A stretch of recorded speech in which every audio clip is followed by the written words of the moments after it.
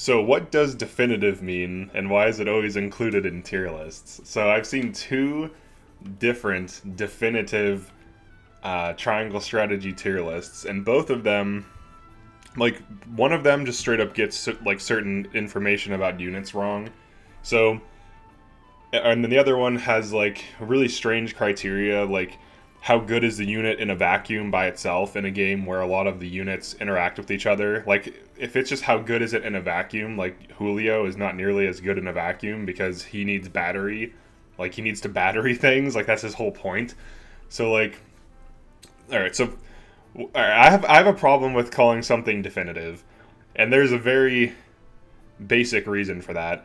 When you say you are making a definitive tier list, you are saying that you are an authority. So first of all, I think people don't know what definitive means. And if they do, then they're just lying. So let's look up definitive.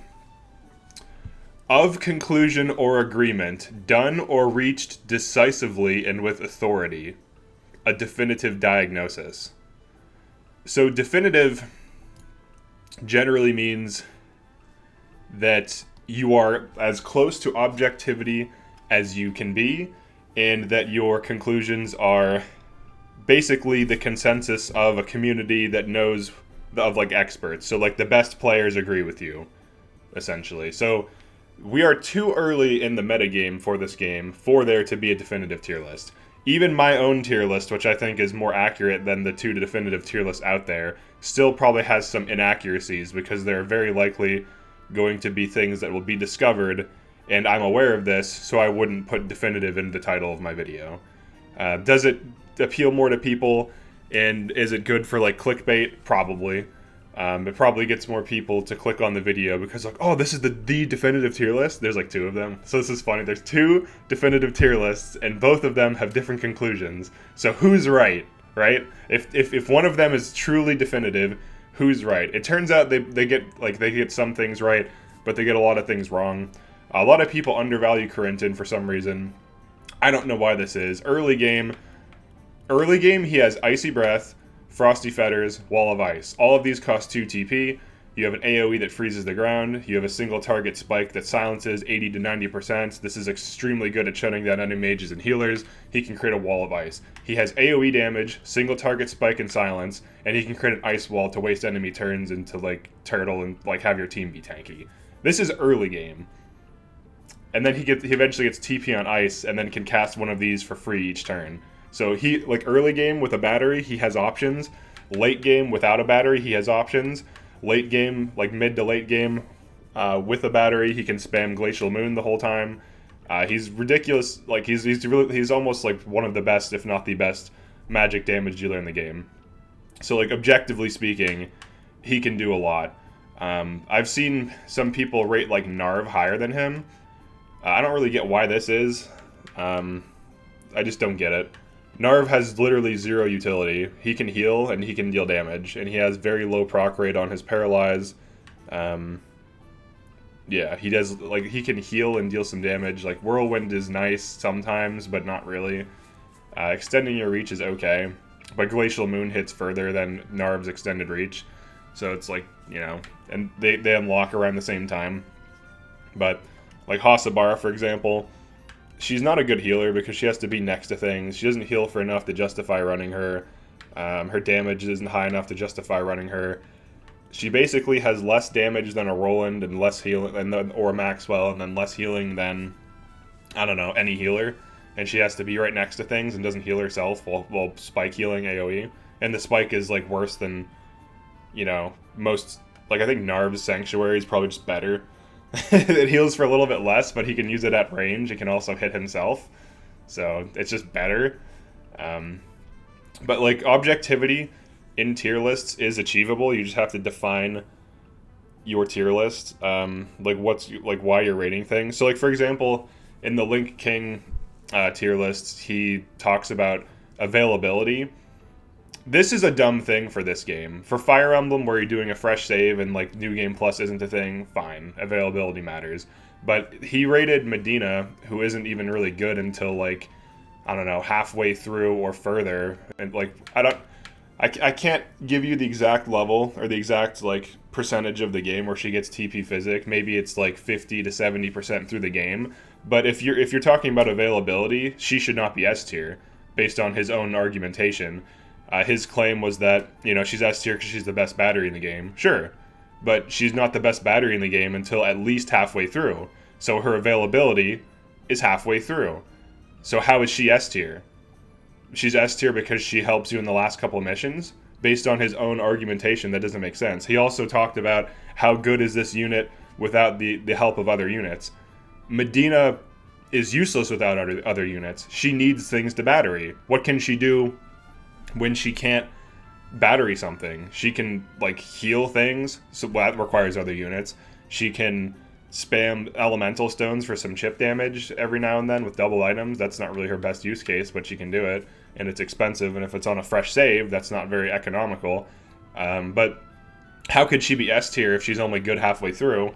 And also, how can she be S tier based on his own criteria that he defined in the beginning of the video, where the only way in which she's good is by buffing other things that have better abilities? That is her key thing. She heals things while giving them battery, and then she allows them to spam insane skills. That's why she's good. That's it. Like her damage is bad. So how is, I would love to know how she's S tier like on a fresh save. On a fresh save, I would say Medina's like B tier. Once she gets TP Physics, she picks up, but you get her halfway through and she doesn't even become good until probably even further on, like out. Like she probably doesn't even become good until like 60 to 70% through the game. So based on that alone, like the rankings don't even make sense if you're going to argue availability. For availability, units like Milo, Travis, so Milo, Travis, Cordelia, and Trish are all automatically bad because you get them on chapter 15, and you only can get one of them. So for availability, Milo has to be D tier because you get her for like 5 chapters or something, like 5 to 7 chapters. That's it.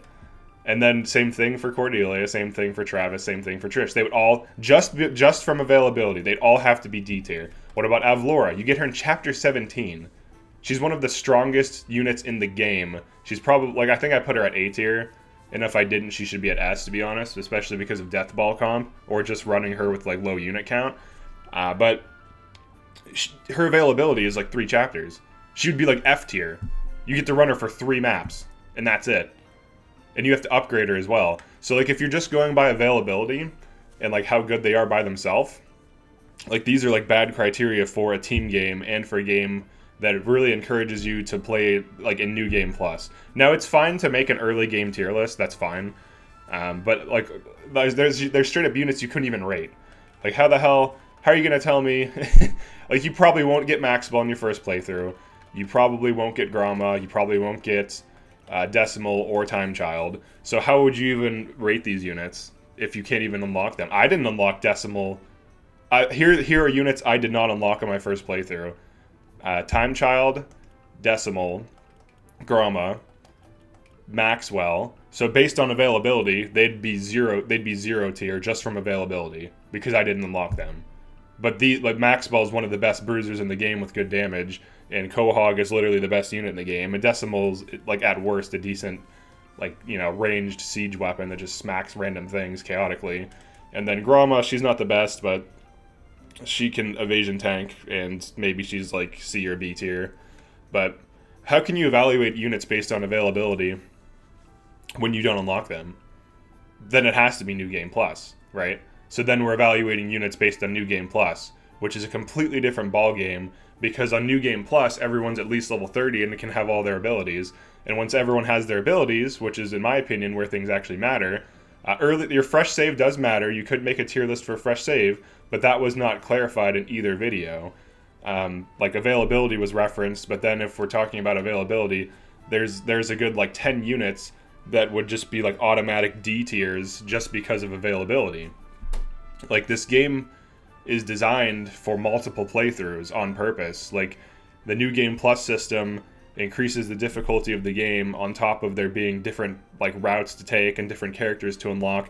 So the game wants you to play it multiple times. So I just think it's not very helpful to new players to misinform them as to a unit's objective strength assuming either New Game Plus or Fresh Save, like I just don't see how that's useful.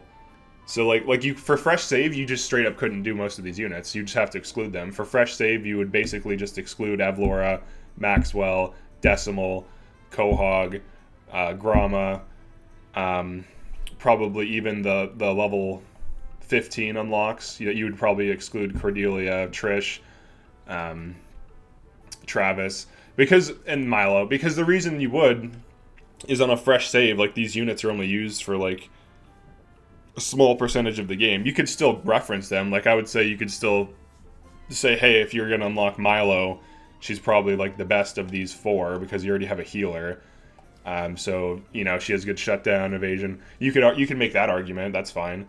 And then you can possibly get Maxwell on a first playthrough. It's not like something you can guarantee unless you specifically look up the options you need to select to build up the convictions to unlock him.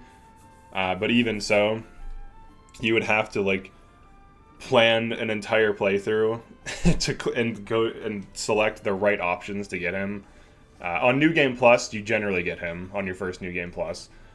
So I just don't think availability is very relevant unless specifically you're doing a Fresh Save tier list. But it seems like Link Kings is like kind of like a hybrid where it's like Fresh Save / kind of ish new game, because he rates Medina at S tier, which she's certainly not on a Fresh Save.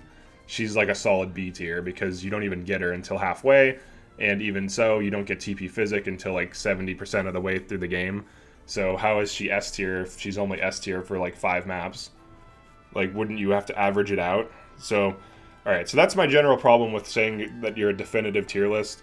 There's still things we don't know about the game. I'm probably wrong on some things, and if someone has good arguments and proof, and they are on the side of facts and reason, I will hear them out and adjust my stance on things. Like I was when I first made my Jens video, some people pointed out that he's like one of the few units that can disable bosses, and he can actually do it very well. And then I tested it and confirmed that, so that actually put him at S tier for that reason. Shutting down bosses is something only 2 units in the game can really do effectively, and that's Jens and Rudolph. And Jens traps can knock things back, so he can waste multiple turns per single trap, and he can get his traps for 1 TP. So if you just position Jens correctly and your team correctly in relation to bosses, he can completely shut down bosses indefinitely. So that's S tier. But I don't think it's helpful to claim to be the be-all, end-all for a tier list when the criteria are either poorly defined or sketchy, or the game knowledge of the player is clearly not in a position where their knowledge of, or where their opinions are definitive, right? Because your opinions on a tier list should be informed by objectivity, numbers, and testable things. If they're informed by, oh, well, this unit isn't really good, it's like, okay, we'll elaborate. Like, I don't understand how someone could run Corentin and think he's B tier. It just doesn't make sense to me. Like, even early game, especially now that I know how to use him, like on a Fresh Save, he's still stomping. Like, even just with these 3 spells and no TP on ice, he's like, I have a Julio that damage boosts, and he can give other mages like TP +1 or whatever, +1 TP. And just with these abilities, Corentin stomps.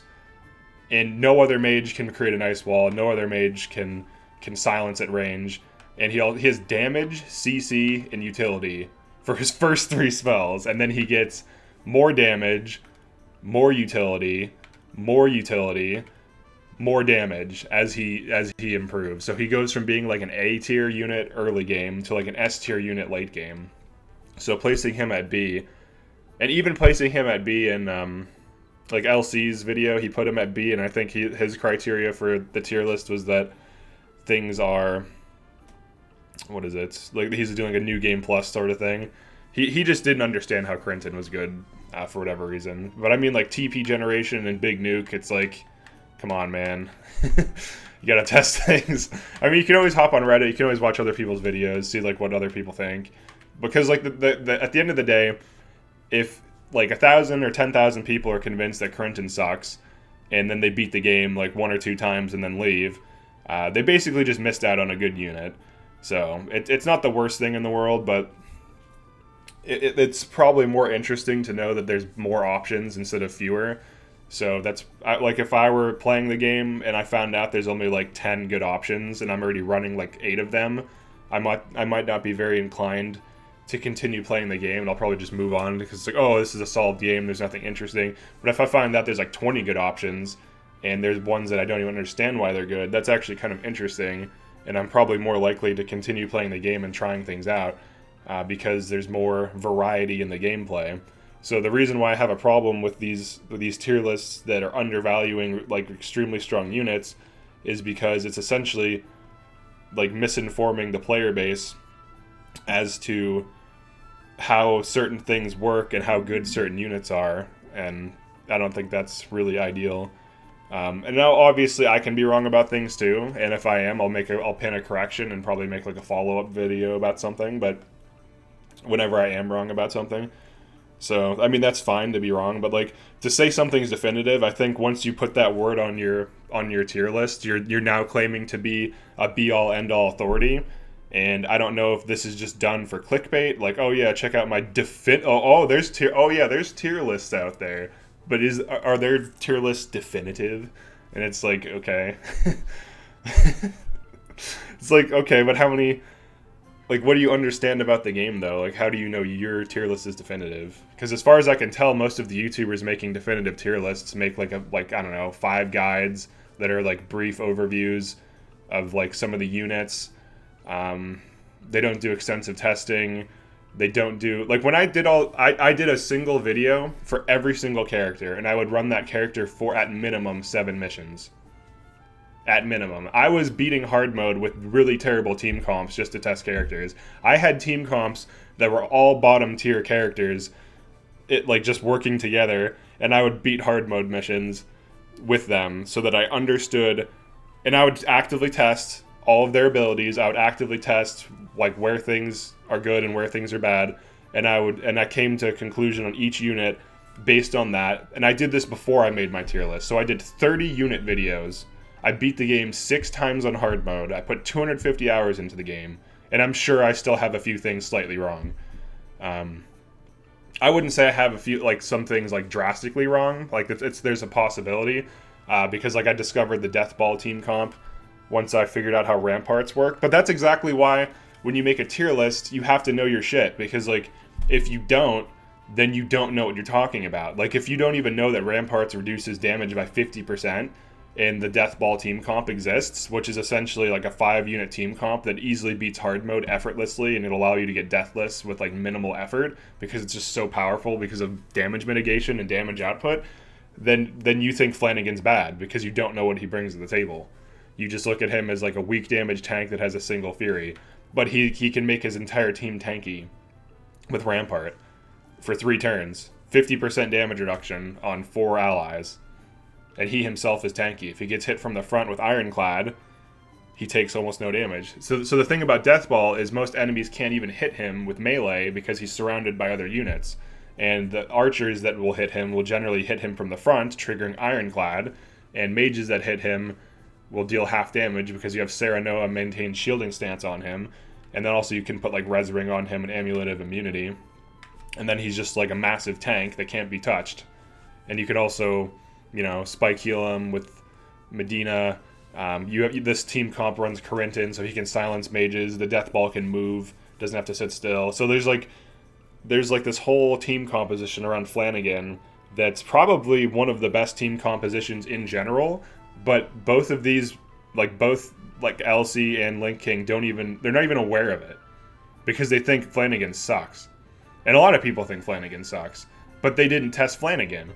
I came to the conclusion that he's at least A tier because of Deathball comp, because of how I discovered Ramparts from testing, and then I tried. I'm like, well, how could Ramparts be useful? Okay, well, Avlora is really good with low unit count, so can we make a team comp that has low unit count? It's like, okay, so we need Flanagan for Rampart tank. He can put shielding stance on the weakest thing, so it takes quarter damage. Sarah Noah is mandatory in most maps, so he can put shielding stance on Flanagan to have his damage. We can run Medina for battery on literally everyone in the comp. Corentin has the best, most consistent AoE nuke. As long as he's standing on an ice tile and catching Medina battery, every turn he can use Glacial Moon. He can also put a single hit of invincibility on someone like Flanagan. Then Avlora, is the 5th member of Deathball, and gets an extreme stat boost from there being few units. So this all this stuff works together. Flanagan's A tier. I didn't just make some assertion he's A tier. He's one of the parts of one of the best team comps in the game. Period. You can't say that's not at least A tier. To say he's B tier is a disservice. And even Maxwell, I put him at A tier.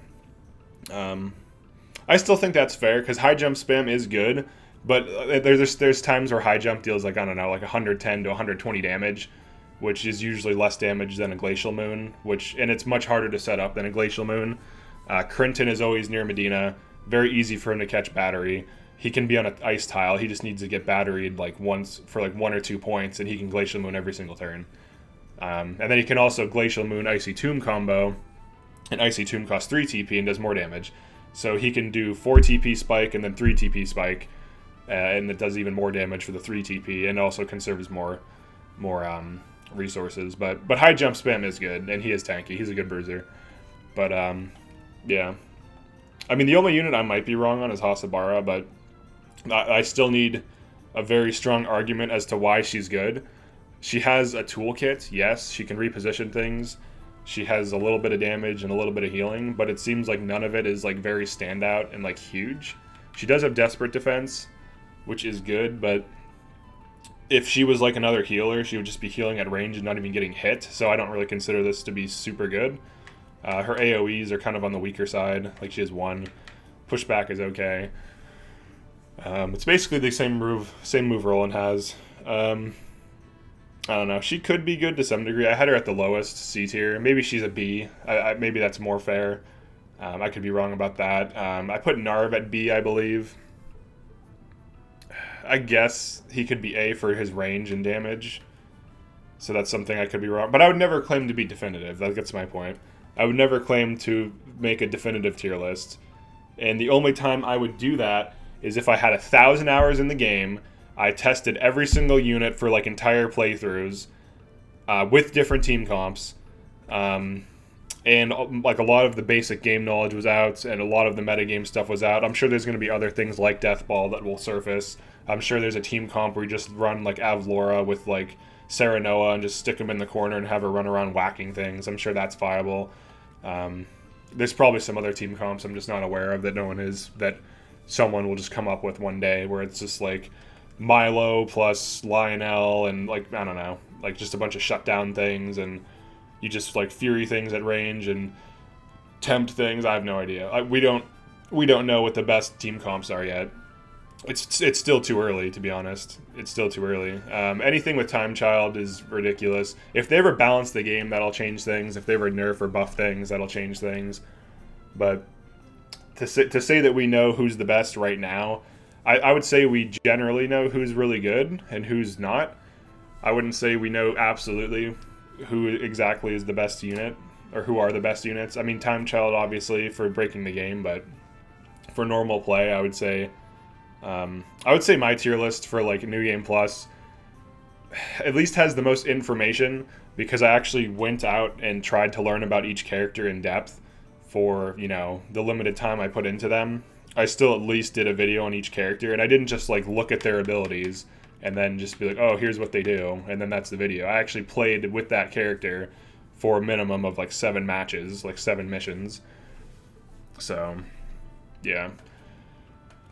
That's pretty much it for this video. Definitely like the video and subscribe if you enjoy this type of content. I need to finish up the Who's the Best series. People seem to like that because it's useful. I guess for the next Who's the Best, it'll probably be who's the best bruiser, and then who's the best spiker, single target spike. So I guess who's the best assassin.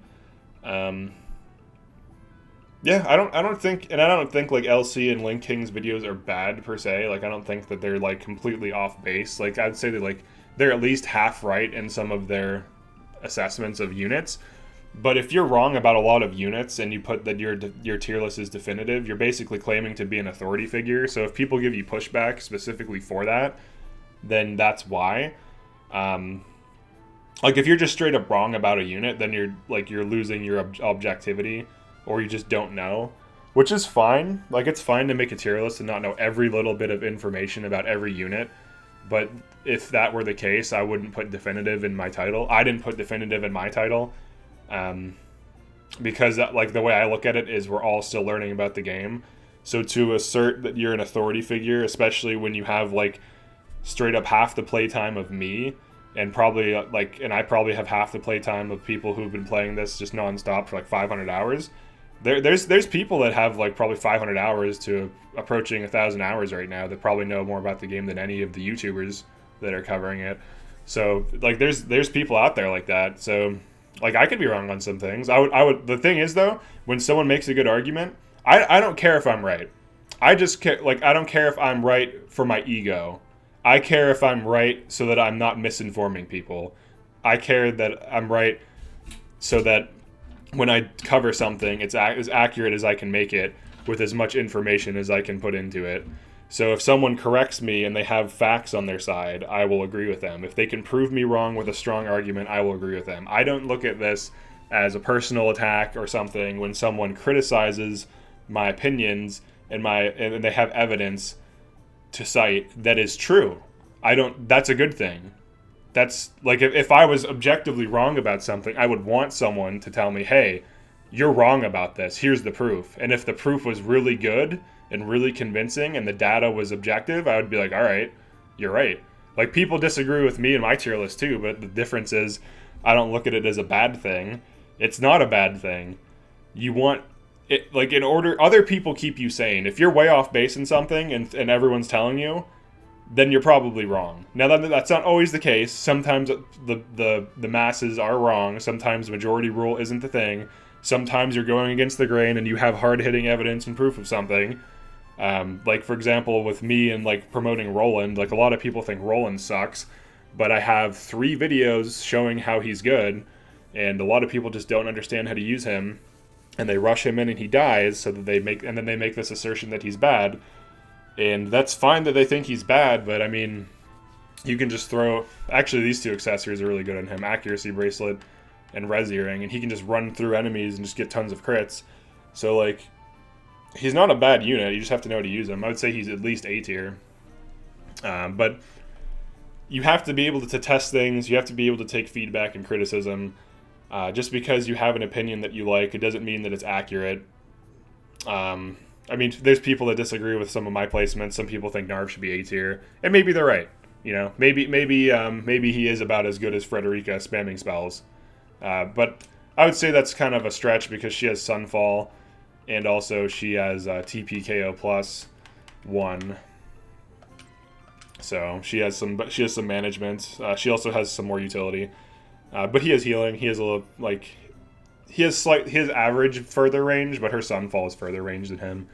So it's I would say she's still slightly better. Oh yeah, and she has 2 damage boosts, I believe. She can damage boost her Scorch, and she can damage boost with Weather and Clear Sky. So I would say that's a little bit better than Narv.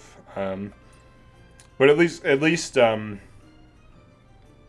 like I can be convinced though. Like it's not like it doesn't take like backlash. Like it just takes one single person with a great argument. That's it. That's all you need to convince me. I don't care if I'm wrong. Like I don't get upset about it. If I'm objectively wrong, tell me and prove it. And that's not like a challenge like I'm 100% right either. Like everyone is fallible. Everyone can be wrong. It's fine. You have to learn. You have to grow from that. It's not like the be-all. It's not the end of the world if your opinion on some unit is wrong and there's proof, like objective proof, that's contrary to your opinion. So yeah.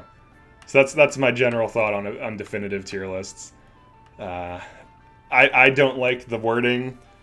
I would say it's fine to do if you're like 1 to like 3k hours into the game, having extensively tested every single unit and tons of different team comps, and it's like a new game plus sort of thing. I think that's completely fine. But for it to be this like, 100 to 150 hours of playtime, like 1 to 3 hard mode completions, it's like you can't truly say you even understand the game that much. Like you're just getting into it. I have like, I don't know, 300 hours right now. I'm approaching my 6th hard mode completion, and I'm halfway through a fresh hard mode save that I've been doing deathless tutorials for, fresh save deathless, and I'm still learning a lot about the game. I would never claim to be a definitive source of information for this game. I would say I'm a decent source. I would say I have like more information than most channels. There might be a secret channel that has more or better information than mine that I'm not aware of. That's possible. I don't know that it exists because I have like 80 triangle strategy videos, but it's possible. I mean, in the collective knowledge of users on Reddit, like there's things I don't know that are posted on there about certain calculations and certain stats and things like this. There's also certain information that's not revealed yet. There's players that have information that don't engage with any socials or Reddit or anything, or YouTube, that probably know some things we don't. So like there's a lot of information out there we don't know. So yeah, that's my definitive tier list response type video. I've just noticed that like it seems like once a YouTuber starts to get kind of big, that